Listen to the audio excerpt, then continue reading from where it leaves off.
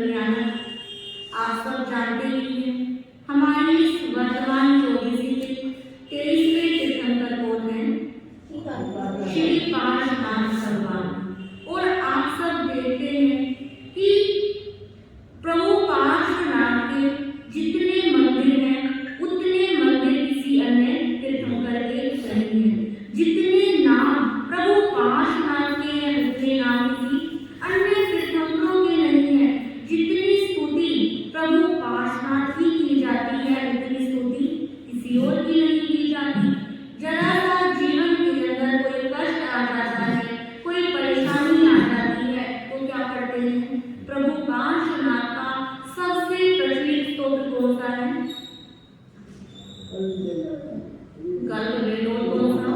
उपसर्ग स्तोत्र। उपसर्ग स्तोत्र, जिस स्तोत्र के अंदर इतनी ताकत है कि पहले के समय में उस स्तोत्र का एक बार पढ़ने से देवता धरती पर हाजिर हो जाते थे। और जब मानवों ने देवताओं से दूसरा काम कराना शुरू कर दिया तो वो गाथाएं क्या हो गई? लोप हो गई। परंतु आज भी उपसर्ग स्तोत्र के अंदर इतनी ताकत है, यदि कोई 27 दिन पूर्ण संकल्प के साथ इस स्तोत्र का पाठ कर लेता है, प्रभु पार्श्वनाथ को स्मरण कर लेता है, तो उसके जीवन से सभी दुख, सभी परेशानी क्या हो जाती है? खत्म हो जाती है। तो ये हमारा सौभाग्य है, मेरा भी सौभाग्य है और आपका भी सौभाग्य है कि इंद्रपुरी 2023 में चातुर्मास और चातुर्मास के बाद आज प्रभु पार्श्वनाथ जन्म कल्याणक के अवसर पर आपके क्षेत्र में हमारा आना हुआ। और संयोग की बात देखिए, 2023 में चातुर्मास था और आज प्रवचन की श्रृंखला भी कौन सी तारीख से शुरू हो रही है? 23 तारीख से। और कौन से तीर्थंकर की स्तुति कर रही है? 23वें तीर्थंकर की स्तुति कर रही है। तो ये प्रकृति कैसे क्या बना देती है? संयोग बना देती है। तो प्रभु पार्श्वनाथ, जैसा कि आप सब जानते हैं कि जो हमारे भगवान महावीर 24वें तीर्थंकर हुए हैं, उनके कितने भव हुए हैं? 27 भव। 27 भवों से पहले भी उनकी आत्मा ने अनेक बार जन्म मरण किया था। परंतु भवों की गिनती कहाँ से शुरू होती है? जब संगत की प्राप्ति हो जाती है, उसके बाद से भवों की गिनती क्या होती है? शुरू होती है। इस जीवन चरित्र को सुनेंगे और मन में अपने आप से प्रश्न करेंगे कि मेरे कितने भव और होंगे, मैं कितनी बार और जन्म मरण करूंगा, मैं किस प्रकार कभी इस गति में कभी उस गति में जाता रहूंगा। हे प्रभु, मेरे जीवन में भी सम्यक रूपी बीज की क्या हो? प्राप्ति हो। जब तक जीवन में सम्यक नहीं आएगा तब तक हमारा आवागमन होता रहेगा। तो आज प्रभु पार्श्वनाथ भगवान की जीवन गाथा शुरू करने से पूर्व पूर्ण श्रद्धा भक्ति भाव के साथ एक बार जयकारा लगाएंगे। बोलिए चिंतामणि श्री पार्श्वनाथ भगवान की जय। पार्श्वनाथ भगवान के नव भगता पुजहान, सुनिएगा शुद्ध भाव से, सुनो लगा कर कान। पार्श्व जिनेश्वर का प्रथम भव में करूँ बखान, सावधान हो बंधुओं, सुनो लगा कर ध्यान। प्रभु पार्श्वनाथ करने से पूर्व इनके 9 भव हुए हैं। क्योंकि अभी मैंने आपको बताया कि 9 जब सम्यक की प्राप्ति होती है, उसी भव से गिनती क्या होती है? शुरू होती है। तो प्रभु पार्श्वनाथ का जीव किस किस प्रकार उनका जन्म मरण हुआ, इन भवों के माध्यम से आप श्रवण करेंगे। विभिन्न आचार्यों ने प्रभु पार्श्वनाथ के चरित्र को लिखा है। मैंने जिस चरित्र से 2-3 चरित्रों के माध्यम से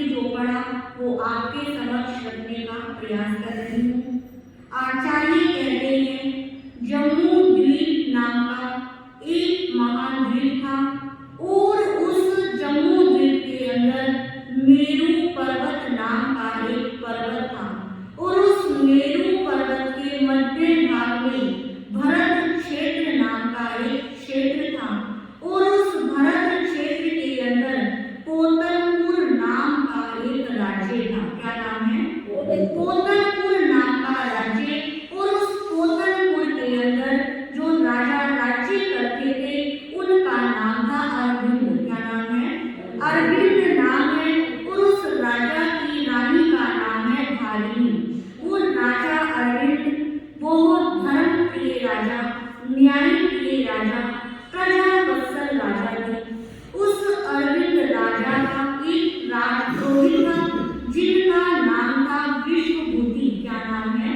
विश्वभूति। और उस राजपुरोहित विश्वभूति के दो पुत्र थे जिनका एक नाम था कमठ और एक का नाम था मरुभूति। क्या नाम? कमठ और मरुभूति। कमठ का नाम आप बहुत बार क्या करते हैं? सुना हुआ है, परंतु मरुभूति का नाम नया होगा। पर ये ध्यान रखना कि जो ये मरुभूति का जीव है, ये जीव ही आगे चलकर प्रभु पार्श्वनाथ बनने वाला है। अब राजा उस राजपुरोहित के घर दो पुत्र, एक का नाम क्या है? कमठ और दूसरे का नाम मरुभूति। जो कमठ है वो क्या है? बड़े भाई हैं और जो मरुभूति है वो क्या है? छोटे भाई हैं। अब आचार्य कहते हैं दोनों भाइयों के नेचर के अंदर दिन रात का अंतर है। एक भाई तो क्रोधी है और एक भाई शांत स्वभाव का है। जो कमठ है वो दुराचार का सेवन करने वाला है और जो मरुभूति है वो सदाचार का सेवन करने वाला है। जो कमठ है उसे धर्म से कोई लेना देना नहीं और जो मरुभूति है वो धर्म में ही क्या करता है? अपना जीवन बिताता है। अब दोनों भाई समय बीता, बचपन बीता, जवानी आई और जवानी आते आते युवा अवस्था देखकर उनके पिताजी ने उन दोनों का क्या कर दिया? विवाह कर दिया। अब जब विवाह कर दिया, विवाह होने के बाद जो कमठ थे उनकी पत्नी का नाम वरुणा था और जो मरुभूति थे उनकी पत्नी का नाम था वसुंधरा। याद रखना, मैं पूछ सकती हूँ बीच बीच में से। तो जो कमठ है उनकी पत्नी का नाम क्या है? वरुणा। और मरुभूति की पत्नी का नाम क्या है? वसुंधरा। अब शादी हो गई और पहले का जमाना कि मानव सोचता था कि मेरे पुत्रों की शादी करके अब मैं क्या हो गया? संतुष्ट हो गया। अब जीवन के अंदर कोई अन्य कार्य नहीं बचा। अब जो विश्वभूति कौन है? राजपुरोहित। विश्वभूति कौन है? राजपुरोहित। अब वो निवृत्त हो गए और एक दिन की बात कि वो राजा दरबार में बैठे हैं और एकदम से शीशे के सामने उनकी निगाह गई कि उनके सिर पे क्या गया? सफेद बाल। क्या गया? सफेद बाल। आज के समय में तो सफेद बाल आम हो गए, कभी भी आ सकते हैं। मेरे भी बहुत सारे सफेद बाल आ गए। तो उस विश्वभूति ने देखा कि मेरे क्या गए? सफेद बाल आ गया, यानी कि अब वृद्ध अवस्था क्या है? बहुत नजदीक है और अब मैं वृद्ध होऊंगा तो मेरा मृत्यु भी क्या है? बहुत नजदीक है। अब उस राजपुरोहित विश्वभूति ने राजा अरविंद से कहा, राजन अब मेरा बुढ़ापा क्या है? नजदीक है, क्योंकि क्या आ गया? सफेद बाल आने शुरू हो गए। अब मुझे अपने जीवन को क्या बनाना है? सुंदर बनाना है, अपने जीवन का कल्याण करना है। अब आप मुझे आज्ञा दे तो मैं दीक्षा लेना चाहता हूँ। अब मरुभूति के पिताजी ने क्या ली? दीक्षा ली। अब दीक्षा लेने के बाद अब राजपुरोहित का पद क्या हो गया? खाली हो गया। अब राजा सोचता है कि मैं किसे क्या बनाऊं? अपना राजपुरोहित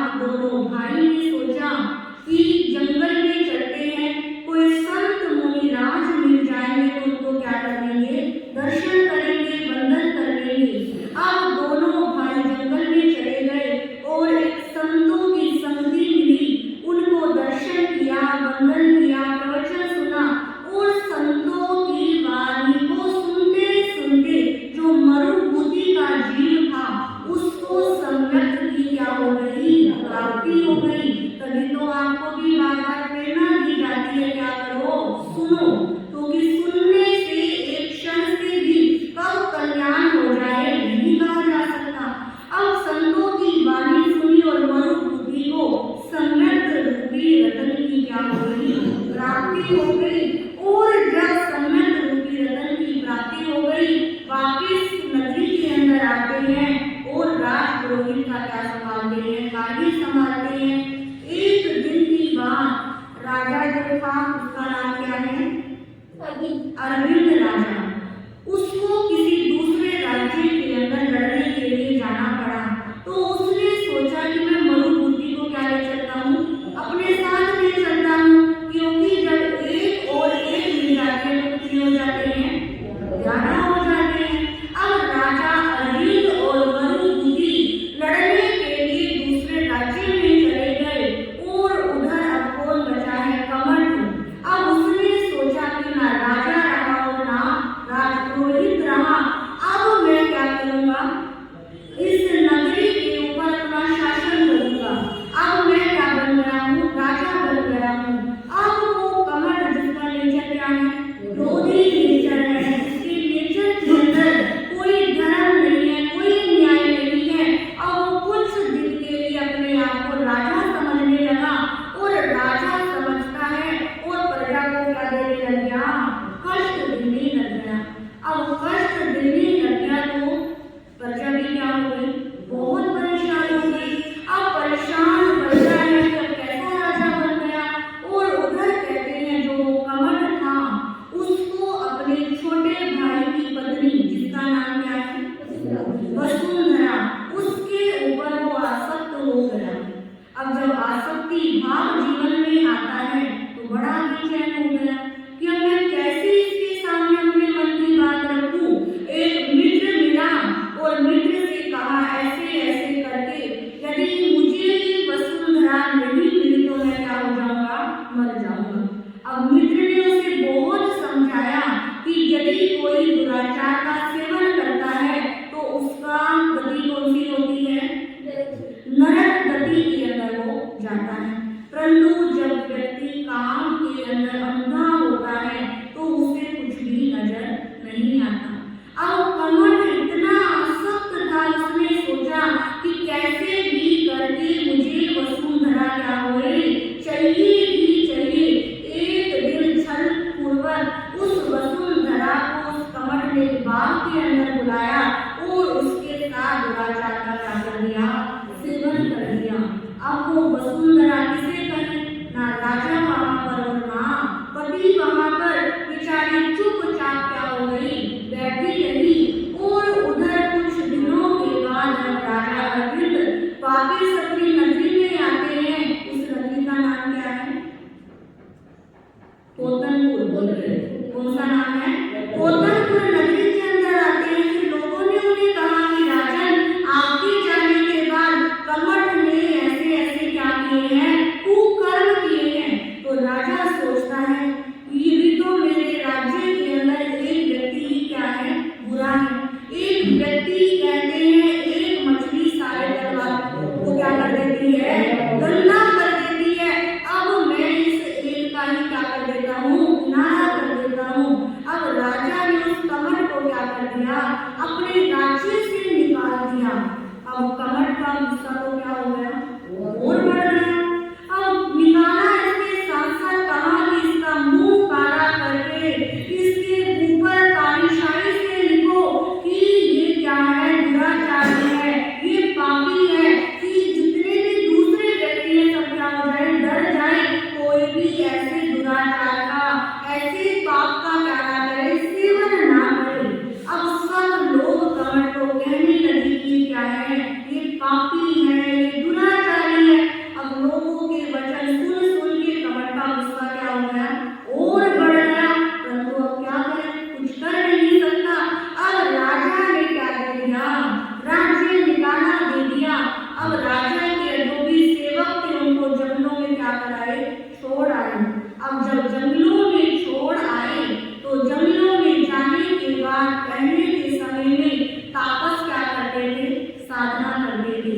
वो तापस लोग क्या करते थे कि कोई तो चरण जो मृग का आसन होता था ऊपर बैठकर क्या कर रहा है? साधना कर रहा है। किसी ने अपने शरीर के ऊपर राख लगा दी, फिर वो क्या कर रहा है? साधना कर रहा है। कोई लंबी लंबी जटा करके क्या कर रहा है? साधना कर रहा है। कोई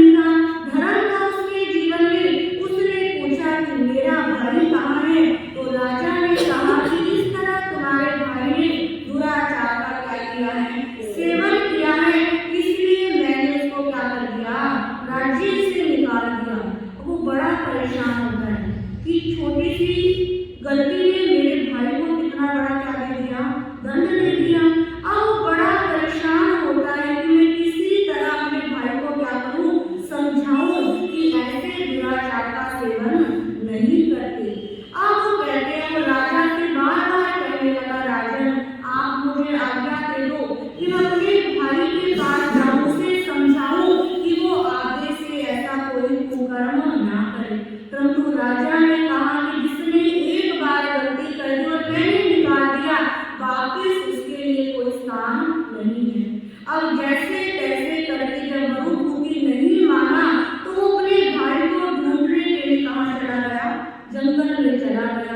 और जंगल में ढूंढते ढूंढते जहाँ पर वो तापस उनकी कमर साधना कर रहा था, वहां पर क्या हो गया, पहुंच गया।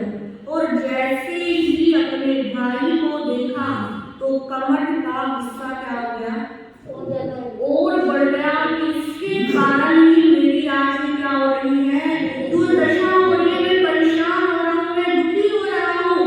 उसने क्या करा, उसने अपने भाई को बहुत समझाने का प्रयास किया कि भैया गुस्से का क्या कर दो, त्याग कर दो, जो आपके जीवन में बुरे कर्म है, बुरी भावना है, उन सब भावनाओं को क्या कर दो, तैयार कर दो। परंतु वो तो क्या है, वो कहता है मुझे तो कुछ भी नहीं सुनना। वो मरुभूमि कहता है भैया आप मेरे साथ क्या करो, चलो मेरे साथ राज्य में चलो, राजा को मैं अपने आप क्या कर दूंगा, मनवा दूंगा। अब वो कहता है तू मेरी और इंटरेस्ट कराने आ गया, तेरे कारण ही मेरी क्या हो रही है, इतनी बड़ी बेइज्जती हो रही है। अब उसको इतना गुस्सा आता है, इतना गुस्सा आता है कि जो बहुत बड़ा पत्थर उठाकर वो क्या कर रहा था, साधना कर रहा था, उस पत्थर को थोड़ा सा ऊंचा और किया और मरुभूमि के ऊपर लेके क्या कर दिया, मार दिया। इतना तेज से पत्थर मारा कि उस पत्थर के प्रहार को मरुभूमि सहन नहीं कर सका। और जब सहन नहीं कर सका वो क्या हो रहा है, तड़प रहा है। क्योंकि जब एकदम से कोई चोट लगती है तो जी क्या हो जाता है, ऐसे ऐसे होने लगता है। अब उस क्षण कहते हैं मरुभूमि को अपने भाई के प्रति क्या गया, आज ध्यान आ गया। ध्यान कितने प्रकार के होते हैं, 4 प्रकार के, जिसमें 2 ध्यान क्या होते हैं, शुभ होते हैं और 2 क्या होते हैं, अशुभ होते हैं। अपने भाई के प्रति आज ध्यान आ गया कि इसने मुझे क्या करा है, मारा है। और उस आड़ ध्यान के अंदर ही मरुभूमि ने अपने प्राण क्या कर दिए, निकाल दिए।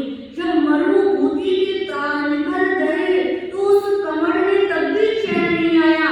मरे हुए शरीर के ऊपर पैरों से उसके शरीर को क्या करने लग गया, मसलने लग गया, कुचलने लग गया कि तेरे कारण ही मेरी क्या हो रही है, ये दुर्दशा हो रही है। अब उस बेचारे मरुभूमि ने पूरे जीवन क्या करा, धर्म ध्यान किया, सम्यक की भी प्राप्ति हो गई, परंतु अंतिम समय में क्या करा, आर्थ ध्यान कर लिया।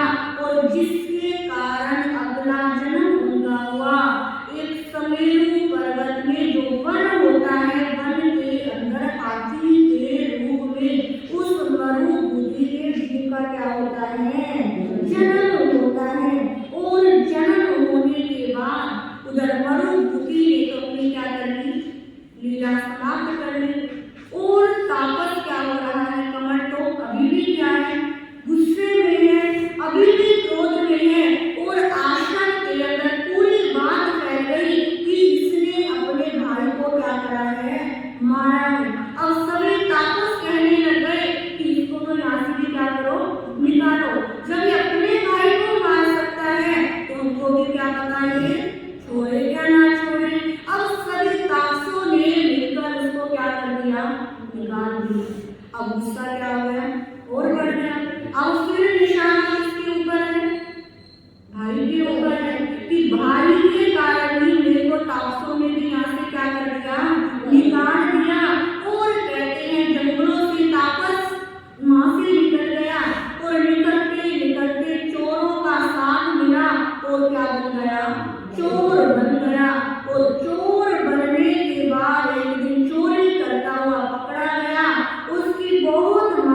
बुराई होती है और क्रोध में आकर अपने प्राणों को क्या कर देता है, त्याग कर देता है। और वो कमर क्रोध ध्यान के अंदर अपने प्राणों का त्याग करता है और कुक्कुट नाम का भयंकर सर्प जातुला क्या बनता है, वो बनता है। एक भाई क्या बना, हाथी बना और एक भाई क्या बना, सर्प बना। दोनों पहले किस गति के अंदर थे, मनुष्य गति से। अब मनुष्य गति से ऊपर गए हैं क्या नीचे गए हैं, नीचे की तरफ गए, त्रियंच गति में गए हैं। और उधर दोनों भाई त्रियंच गति में दोनों का क्या हो गया, जन्म हो गया। और उधर राजा अरविंद जिसको बहुत टेंशन हो रही है कि मेरा राजपुरोहित मरुभूति किसको ढूंढने के लिए गया था, अपने भाई कमर को ढूंढने के लिए गया था। अभी तक क्या करा है, आया नहीं है। और संयोग से उस नगरी के अंदर एक मुनि राज पधारे और राजा उनके दर्शनों के लिए गया। और जब मन में कोई टेंशन होती है तो चेहरे पे क्या होती है, झलकती ही है। अब मुनि ने पूछा कि वो टेंशन में लग रहे हो, तो कहता है हाँ जी, मेरा एक राजपुरोहित मरुभूति अपने भाई को ढूंढने के लिए गया था, अब तक पता नहीं कहाँ पर है, कैसा है, उसकी टेंशन हो रही है, क्या बता सकते हो वो कहाँ पर है। तो मुनि कहते हैं राजन, तुम्हारा राजपुरोहित तो मृत्यु को प्राप्त हो चुका है, क्या बन गया है, हाथी के रूप में उसका जन्म हो गया। बड़ा परेशान हो गया, कितना अच्छा बच्चा, अब वो क्या बन गया, हाथी बन गया। एक उसका भाई दुष्ट था, दुष्ट भाई के कारण उसने अपना घर क्या कर लिया, खराब कर लिया। अब खराब मन से वापिस आता है और अपने महलों के पट्टारियों में बैठा है और आसमान में देख रहा है कि बादल बन रहे हैं और बादल बिछड़ रहे। देखते हो ना कि एक बादल बन रहा है, बिछड़ रहा है। अब बादलों को देखते देखते उनको क्या हो गया, वैराग्य आ गया कि जीवन का सार क्या है, कि कभी संयोग और कभी वियोग, कभी सुख और कभी दुख। क्या जीवन इसी का नाम है कि कभी बहुत खुश होते हैं और कभी बहुत क्या हो जाते हैं, परेशान हो जाते हैं। अब मुझे